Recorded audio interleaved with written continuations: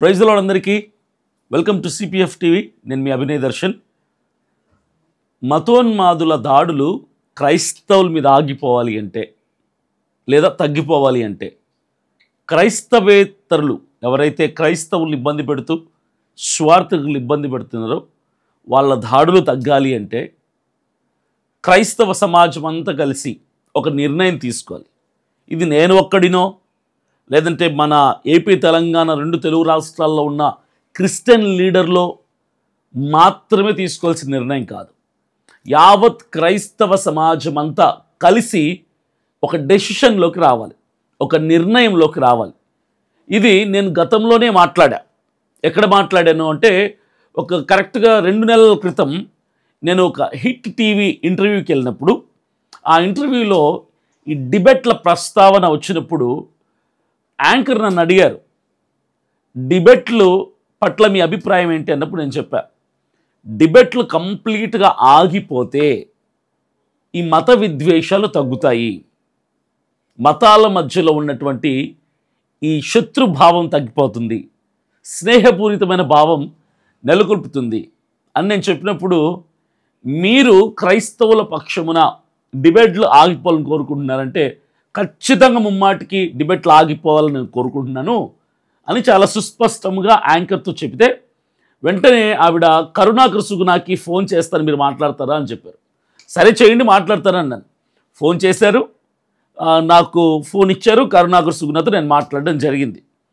ఏమన్నానంటే డిబేట్లు ఆపటానికి మేము రెడీ, మా క్రైస్తవుల తరపున డిబేట్లకు మేము రాము, మా పెద్దవాళ్ళతో నేను మాట్లాడతా, డిబేట్లకు వచ్చే సేవకులతో మాట్లాడతాం, వాళ్ళని మేము ఒప్పించుకుంటాం, మరి మీ పరిస్థితి ఏంటి అని కరుణాకర్ సుగుణాని నేను అడిగినప్పుడు అతను చాలా క్లియర్గా చెప్పాడు, ఒకవేళ మీరే కనుక మీ పెద్దవాళ్ళతో మాట్లాడి డిబేట్లకు వస్తున్న పాస్టర్లతో మాట్లాడి వాళ్ళని కన్విన్స్ చేయగలిగితే డిబేట్లకు వెళ్ళమని, నేను కూడా మా పెద్దలతో మాట్లాడి లలిత్ కుమార్తో, రాధా మనోహర్ దాస్తో, హమార ప్రసాద్తో, ఎక్స్ క్రిస్టియన్ ప్రవీణ్తో, వాళ్ళ తరపునటువంటి హైందవుల పెద్దలు ఎవరైతే ఉంటున్నారో, ఎవరైతే కౌంటర్ వీడియోలు డిబేట్లు చేస్తున్నారో వాళ్ళందరితో మాట్లాడుకొని నేను కూడా డిబేట్లో లేకుండా మాట్లాడతాను, సామరస్యంగా ఉందాం అని చెప్పి కరుణాకర్ సుగుణా కూడా యాక్సెప్ట్ చేశాడు. నేను యాక్సెప్ట్ చేస్తే అతను యాక్సెప్ట్ చేశాడు. దాని తర్వాత ఇంకొక ఇంటర్వ్యూకి వెళ్ళినప్పుడు హమార ప్రసాద్తో ఫోన్లో మాట్లాడాను నేను, ఈ డిబేట్లు ఆపుదాం అన్నట్టు విషయం గురించి. అతను కూడా ఒకటే అన్నాడు, డిబేట్లు ఆగిపోతాయంటే మంచిదే, కానీ ముందు మొదలుపెట్టింది మీరే అన్నాడు. అప్పుడు నేనేమన్నానంటే, ఏమంటే ఒక మంచి పని చేస్తున్నప్పుడు గతాన్ని తవ్వుకోకూడదు. మీరు మొదలు పెట్టారా, మేము మొదలు పెట్టామా కాదు, మొదలుపెట్టిన దాన్ని వదిలిపెడదాం, జరగబోవాల్సింది మాత్రం ఆలోచిద్దాం. డిబేట్లను ఆపటం మంచి పరిణామమే కాబట్టి ఆపేద్దాము అని చాలా క్లియర్ కట్గా మేము మాట్లాడుకోవడం జరిగింది. దాని తర్వాత మన క్రైస్తవ పెద్దలతో నేను మాట్లాడినప్పుడు వాళ్ళు ఏమన్నారంటే, మంచి ఆలోచనే అభినయ్, మా అభిప్రాయం కూడా అదే అని, మేము ఆపేద్దాం, ప్రయత్నం చేద్దాం ఆపటానికి అని చెప్పి మన క్రిస్టియన్ లీడర్స్ కొంతమంది మాట్లాడినప్పుడు వాళ్ళు అంగీకారం తెలిపారు. అయితే ఈ క్రిస్టియన్ లీడర్స్ అని ఒకరు ఇద్దరు ఏమన్నారంటే, అభినయ్ దర్శన్ ఎవరు డిబేట్లు ఆపుతానని చెప్పడానికి, క్రైస్తవుల తరపున అతనేమన్నా పెద్దనా, అతనెవరు మాట ఇవ్వటానికి అని కొంతమంది మాట్లాడారు. అయితే దాని తర్వాత నేను ఇంకా ఈ అంశం మీద ప్రొలాంగ్ చేయలేదు, మాట్లాడలేదు. మరలా ఇప్పుడు సిపిఎఫ్ టీవీ తరపున మరలా ఈ వాదనని నేను లేవనెత్తుతున్నా, డిబేట్స్ ఆగిపోవాలి. మన క్రైస్తవుల తరపున డిబేట్లు ఎవరెవరు వెళ్తున్నారో, ఎవరెవరు డిబేట్లలో కూర్చుంటున్నారో, మీ మతం గొప్పదా, మా మతం గొప్పదా, యేసుక్రీస్తు దేవుడా లేదంటే రాముడు కృష్ణుడు దేవుడా, బైబిల్ గొప్పదా, భగవద్గీత గొప్పదా, క్రైస్తవత్వం గొప్పదా, హిందుత్వం గొప్పదా, ఈ విషయాల మీద డిబేట్లు ఆగిపోవాలి. ఇది నా యొక్క వ్యక్తిగత అభిప్రాయం మాత్రమే. మీరు గతంలో నన్ను చూస్తే నా వీడియోల్లో ఎక్కడా సరే ఏ మత గ్రంథాల గురించి, ఏ మత విశ్వాసాల గురించి, ఏ దేవుళ్ళ గురించి, దేవీ దేవతల గురించి నేను తక్కువ చేసి మాట్లాడలేదు, ఎక్కువ చేసి మాట్లాడలేదు. నా పరిధి ఏంటో నాకు తెలుసు, నా లిమిట్స్ ఏంటో నాకు తెలుసు. కాబట్టి నా పరిధి దాటి బియాండ్ నేను ఎప్పుడు మాట్లాడలేదు, ఎక్స్టెంట్కి కూడా నేను ఎప్పుడు వెళ్ళలేదు. నా పని ఏంటంటే ఒక సువార్థికుడిగా, ఒక సేవకుడిగా నా పరిశుద్ధ బైబిల్ గ్రంథాన్ని చాటి చెప్పుకోవడం నా పని, అది నా బాధ్యత. నా యేసయ్య దేవుడని చెప్పడం నా బాధ్యత. క్రైస్తవ్యం యొక్క గొప్పతనాన్ని చాటి చెప్పడం నా బాధ్యత. స్వార్థ ప్రకటించడం నా బాధ్యత. ఇంతే నా బాధ్యత. నేనే కాదు, క్రైస్తవులందరి బాధ్యత ఇదే. సేవకులందరి, స్వార్థికులందరి, పాస్టర్లందరి బాధ్యత ఇంతే. కానీ కొంతమంది ఏం చేస్తున్నారంటే రామాయణం చదవటం మొదలుపెట్టారు, భగవద్గీత చదవటం మొదలుపెట్టారు, వారి శ్లోకాలు, వేదాలు చదవటం మొదలుపెట్టి ఇదిగో మీ గ్రంథాల్లో కూడా యేసుప్రభు గురించి ఉంది అని చెప్పటం ఒక వర్గం, మీ గ్రంథాల్లో దేవుడు తప్పులు చేశాడు అని చెబుతూ ఒక వర్గం, మీ దేవుడు దేవుడే కాదు అని చెబుతూ ఒక వర్గం, డిబేట్లో కూర్చోండి నిజమైన దేవుడు యేసుప్రభే అని తెలుస్తాం అని ఒక వర్గం. 4 వర్గాల క్రైస్తవులు తయారయ్యారు, 4 వర్గాల పాస్టర్లు తయారయ్యారు. ఈ 4 వర్గాల పాస్టర్లు డిబేట్లలో కూర్చున్నారు. నాకు తెలిసి గత 30-35 సంవత్సరాలుగా డిబేట్లు జరుగుతున్నాయి. పోనీ ఈ 30 సంవత్సరాలుగా ఎన్నో డిబేట్లు జరిగాయి, ఎంతో పెద్ద పెద్ద సేవకులు వెళ్ళారు. ఒక్కరైనా మార్చగలిగారా? ఏ డిబేట్లోనైనా మేము ఓడిపోయామని అవతల వాళ్ళు ఒప్పుకోగలిగారా? ఒక్కరైనా రక్షణ పొందుకున్నారా? ఒక్కరైనా సత్యాన్ని స్వీకరించారా? లేదు. ఏ డిబేట్లో కూడా అది విత్డ్రా అయిపోతుంది తప్ప ఎవడు ఓడిపోయినని ఒప్పుకోడు, ఎవడు మా గ్రంథం వేస్ట్ అని ఒప్పుకోరు, ఎవరు మా దేవుడు అబద్ధం మీ దేవుడు నిజమని ఒప్పుకోరు. అలాంటప్పుడు ఈ డిబేట్లు ఎందుకు చేస్తున్నారు? ఈ డిబేట్లు జరగటం వల్ల క్రైస్తవ సమాజానికి జరుగుతున్నటువంటి ప్రమాదం, నష్టం ఏంటంటే ఆ నష్టపోతున్న క్రైస్తవులలో నేను కూడా ఒకరిని. ఏం జరుగుతుందంటే ఈ స్థాయి ఎక్కడికి దిగి సరిపోయిందంటే లాస్ట్కి అద్దె ఇళ్ళ కోసం తిరుగుతుంటే, రెంట్ హౌసెస్ కోసం తిరుగుతుంటే మీరు క్రైస్తవులా? అవునండి మేము క్రైస్తవులమే, క్రైస్తవులకు మేము ఇల్లు ఇవ్వం అన్న స్థాయికి చేరింది. అంతటి తారాస్థాయికి చేరుకుంది మత విద్వేషాలు. కారణం ఏంటో తెలుసా? ఈ డిబేట్స్లో కూర్చున్నప్పుడు ఇటు పాస్టర్స్, అటు హైందవ మత పెద్దలు, వాళ్ళ మాట, వాళ్ళ స్లాంగ్, వాళ్ళ పద్ధతి చాలా దారుణంగా ఉంటుంది. వాళ్ళకి పరిధులు ఉండవు, చాలా దూరం మాట్లాడతారు, దుర్భాషలు ఆడతారు, గలీజ్ మాటలు మాట్లాడతారు. మన పాస్టర్స్కి కొన్ని లిమిట్స్ ఉంటాయి, మన వాళ్ళు అంత తెగించి మాట్లాడరు, అంత బరి తెగించి మాట్లాడరు. వీళ్ళు మీ దేవుడు అబద్ధం, మీ గ్రంథాల అబద్ధం అని చెప్తారు కదా. ఈ డిబేట్ అయిపోయిన తర్వాత అవతల వాళ్ళు ఏం చేస్తారంటే చాకచక్యంగా, చాలా తెలివిగా, కరెక్ట్గా మన పాస్టర్లు ఏదైతే వాళ్ళ దేవుళ్ళని అబద్ధం అన్నారో, వాళ్ళ గ్రంథాల్లో ఉన్నదంతా కూడా కట్టు కదా అంటున్నారో, ఇవి కట్ చేసి వాళ్ళ హైందవ గ్రూప్లకు పంపిస్తున్నారు, వాటిని సర్క్యులేట్ చేస్తున్నారు.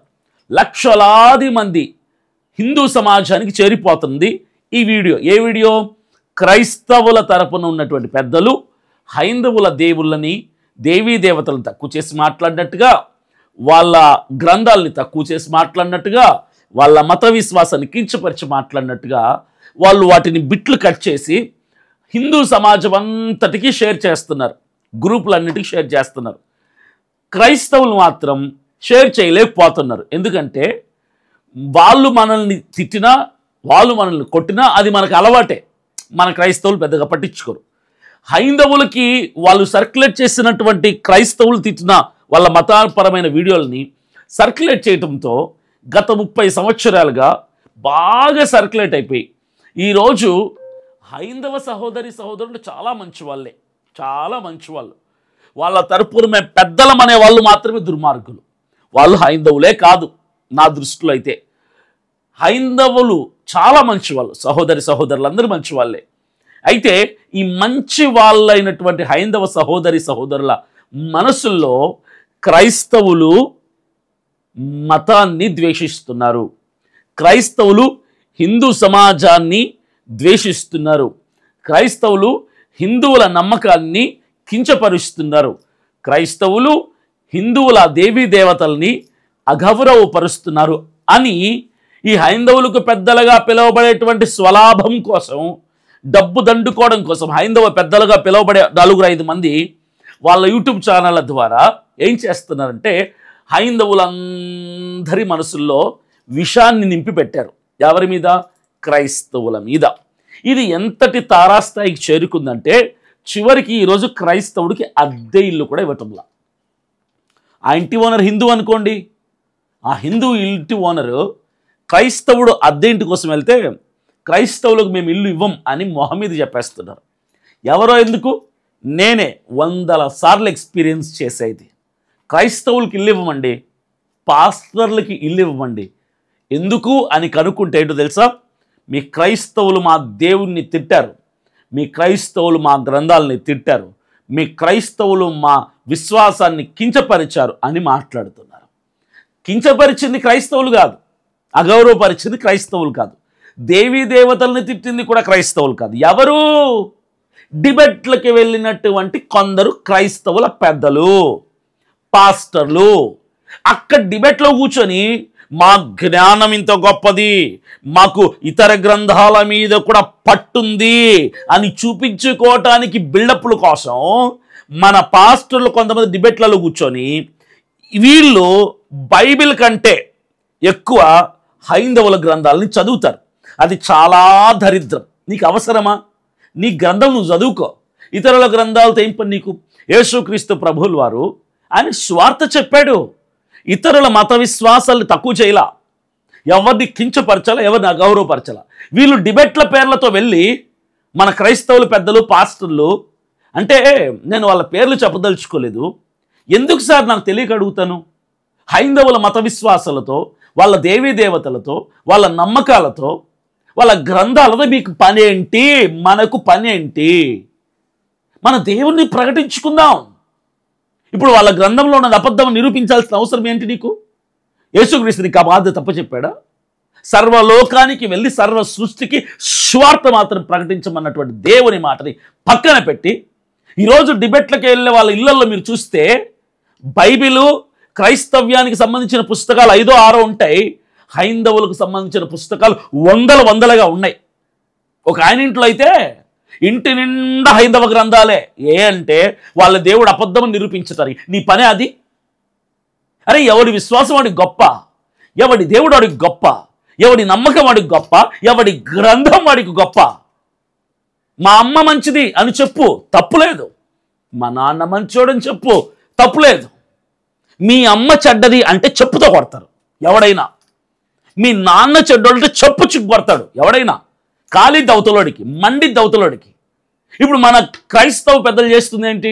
మీ దేవుడు అబద్ధం, మీ దేవుడు లేడు, మీ గ్రంథాలు ఉట్టివి, మీ గ్రంథాలు అబద్ధాలు ఉన్నాయి, మీ గ్రంథాలు అవి. ఎంతసేపు లేచిన దగ్గర నుంచి డిబేట్ల పేర్లతో వాళ్ళని కించపరుస్తూ, అగౌరవపరుస్తూ, తక్కువ చేస్తూ మాట్లాడితే వాళ్ళకు మాత్రం కోపం రాదా? వాళ్ళకే కాదు, వాళ్ళ వలన యావత్ హిందూ సమాజం అంతరికి కోపం వస్తుంది. క్రైస్తవులు, అమాయకులైన క్రైస్తవులు నష్టపోతున్నారు. మీరు డిబేట్లకు వెళ్ళిన వాళ్ళు బాగానే ఉంటారు సార్, మంచి మంచి కార్లలో తిరుగుతారు, మీకు సొంత ఇల్లులు ఉంటాయి, అన్నీ ఉంటాయి.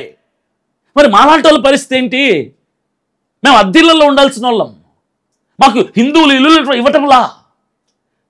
ఇక రానున్న రోజుల్లో ఈ డిబేట్లు ఆగకపోతే క్రైస్తవులకి ఉద్యోగాలు ఇవ్వరు,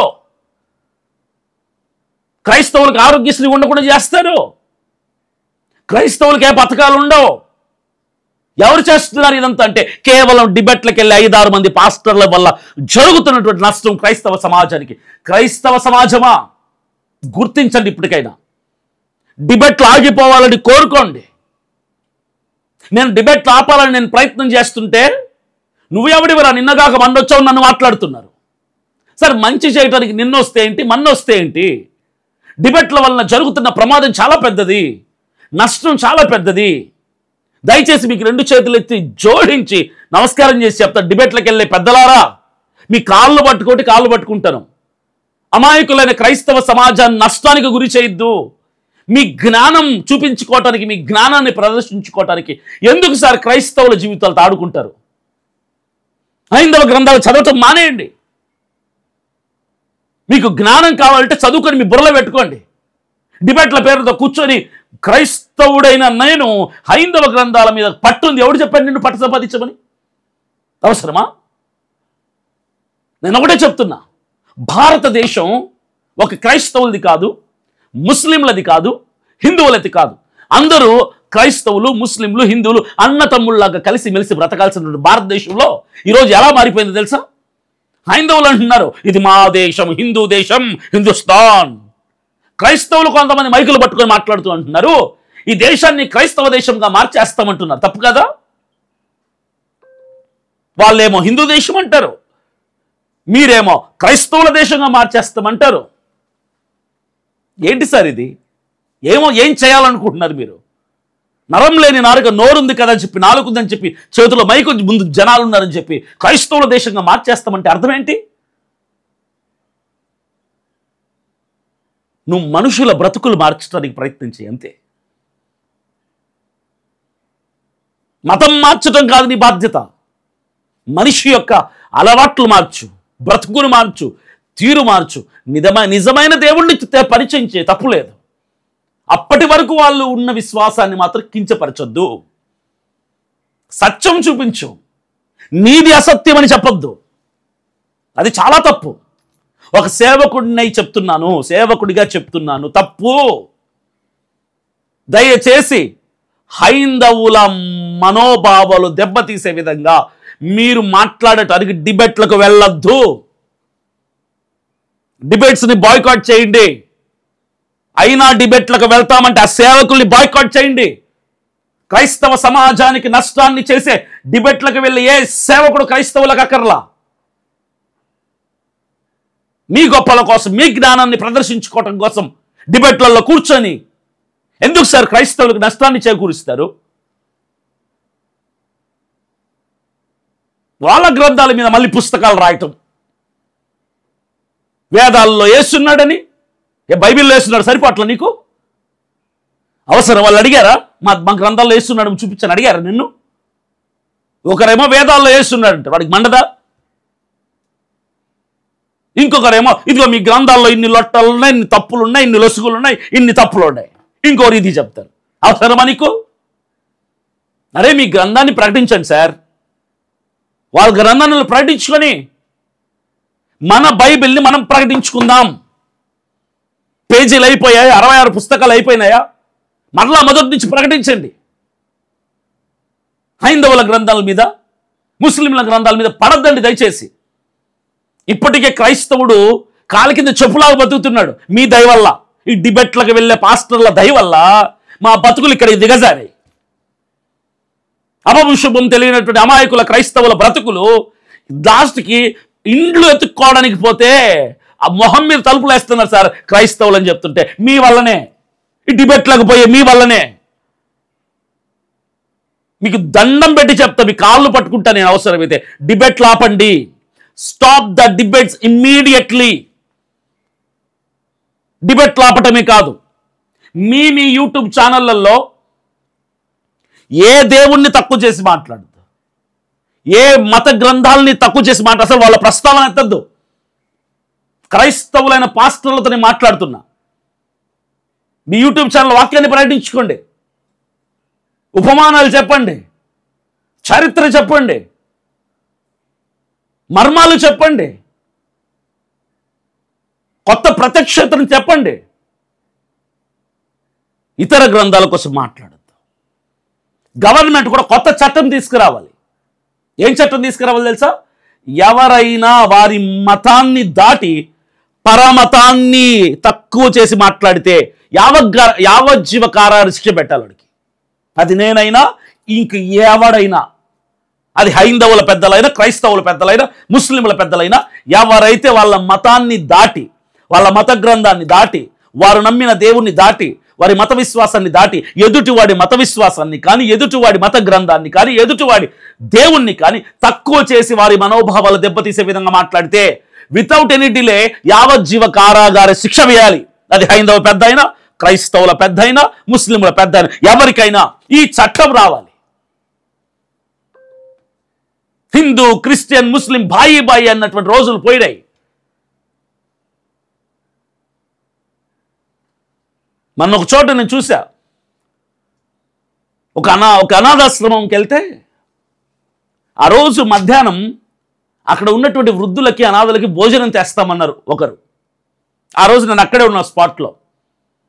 గేట్ దగ్గరకు వచ్చి భోజనం తెచ్చిన వాళ్ళు అది క్రిస్టియన్స్ అనాథాశ్రమం అని తెలిసి పైన సిలువను చూసి తెచ్చిన భోజనాన్ని వెనక్కి తీసుకెళ్ళిపోయారు. కారణం ఎవరు? డిబెట్లకు వెళ్ళే పాస్టర్లు కారణం. హైందవులకి క్రైస్తవులు చూస్తే ఒళ్ళు మండిపోతుంది.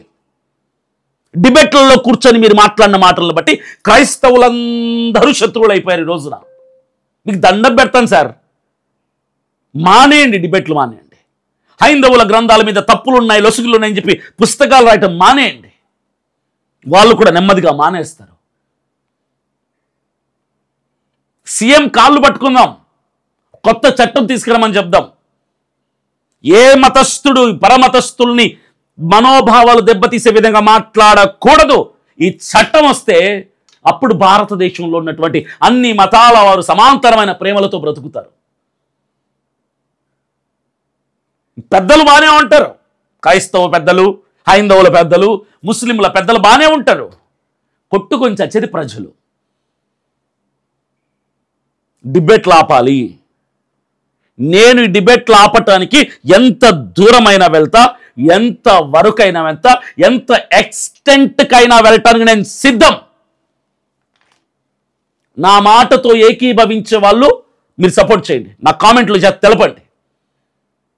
హోమ్ మినిస్టర్ దగ్గరికి వెళ్దాం, సీఎం గారి దగ్గరికి వెళ్దాం. ఇంకెంతకాలం మత విద్వేషాలు రెచ్చిపోతుంటే చూస్తూ ఊరుకుంటాం? క్రైస్తవుల తరపున డిబేట్లకు వెళ్ళి ఒక 5 మంది, హైందవుల తరపున డిబేట్లకు వెళ్ళి 5 మంది, హైందవ మత గ్రంథాలను తిట్టే ఈ క్రైస్తవులు 5 మంది, హైందవ మత గ్రంథాలని తిట్టే హైందవులు 5 మంది. వీళ్ళు నోరు మూసుకోగలిగితే హైందవ సహోదరి సహోదరులు, క్రైస్తవ సహోదరి సహోదరులు అన్నదమ్ముళ్ళ కలిసిమెలిసి ఉంటాం. ఇక్కడ ప్రజలు బాగానే ఉన్నారు. ఈ పెద్దలు ఉన్నారే, వీళ్ళతో వచ్చింది సమస్య అంతా, చిచ్చంతా వీళ్ళే పెట్టేది. పెట్రోల్స్ నిప్పంటిస్తున్నారు క్రైస్తవులకి హైందవుల మధ్యలో. చక్కగా బ్రతుకుతున్నటువంటి మనుషుల మధ్యలో మత చిచ్చుని రగిలిస్తున్నారు. మీ స్వార్థాల కోసం, మీరు డబ్బు పోగేసుకోవడం కోసం, మీరు ఆస్తులు సమకూర్చుకోవడం కోసం. రోషం దమ్ము ఉంటే మన దేవుని మనం ప్రకటించుకుందాం. మన బైబిల్లో లేని సత్యమా? మన పూర్వీకులైనటువంటి వారు మిషనరీస్, విలియం క్యారీ, ఎందరో గొప్ప గొప్ప మిషనరీస్ ఎదుటివాడి మతాన్ని కించపరచకుండా, గౌరవపరచకుండా, వారి మనోభావాలు దెబ్బతీయకుండా వీళ్ళ బాధ్యతని, స్వార్థను మాత్రం ప్రకటించారు. సోషల్ సర్వీసెస్ చేశారు,